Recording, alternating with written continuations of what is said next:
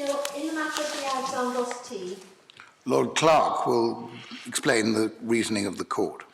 On the 3rd of May 2006, the vessel Alexandros T sank and became a total loss about 300 miles south of Port Elizabeth. Her owners, Starlight, made a claim against their insurers, who denied liability on the basis that the vessel was unseaworthy with the privity of the owners.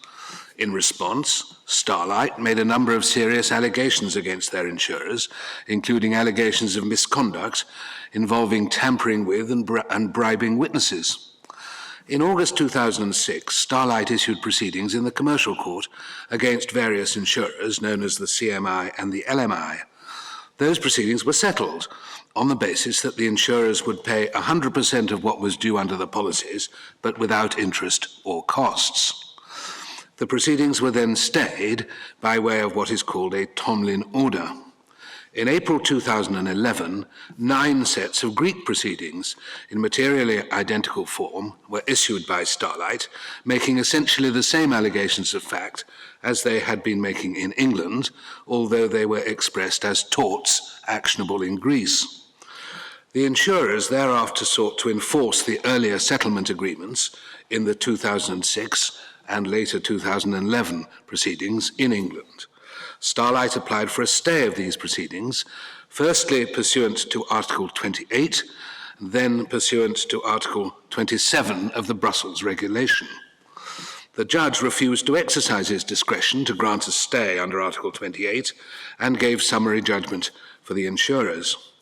The Court of Appeal held that it was bound to stay the 2006 proceedings under Article 27, which provides for a mandatory stay, and that it was not therefore necessary to reach a final determination of the position under Article 28. Before the Supreme Court, the insurers challenged the correctness of the Court of Appeal's conclusion under Article 27 and submit that the judge was correct to refuse a stay under Article 28. Starlight cross-appeal on the Article 28 point.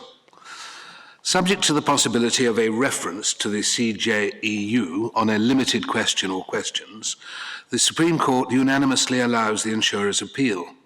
I give the lead judgment, with which Lord Sumption and Lord Hughes agree. Lord Newberger also agrees, adding a short judgment of his own. Lord Mance agrees in the result, but not with all of the reasoning. Very shortly, the reasons are these. Article 27 must be construed in its context. The purpose of Article 27 is to prevent the courts of 2 member states from giving inconsistent judgments and to preclude, so far as possible, the non-recognition of a judgment on the ground that it is irreconcilable with a judgment given by the court of another member state. In each set of proceedings, the question under Article 27 is whether they involve the same cause of action. The CJEU has held that it is necessary to consider whether each claim has le même objet et la même cause. In answering that question, the defences advanced in each action must be disregarded. The essential question is whether the claims in England and Greece are mirror images of each other and thus legally irreconcilable. There are 3 heads of claim in England: indemnity, exclusive jurisdiction, and release. None of the causes of action relied upon in the Greek proceedings has identity of cause or identity of object with the insurer's claims for an indemnity. The subject matter of the claims is different. The Greek proceedings are claims in tort or its Greek equivalent, and the claims in England are claims in contract under the settlement agreements. As to object, that of the Greek proceedings is to establish a liability under Greek law akin to tort, whereas the object of the insurer's claim is to establish a right to be indemnified in respect of such a liability. The same is true of the insurer's claims in respect of the exclusive jurisdiction clauses in the settlement agreements and or in the insurance policies. The causes of action based upon an alleged breach of the settlement agreement are not the same causes of action as are advanced in Greece, nor do they have the same object.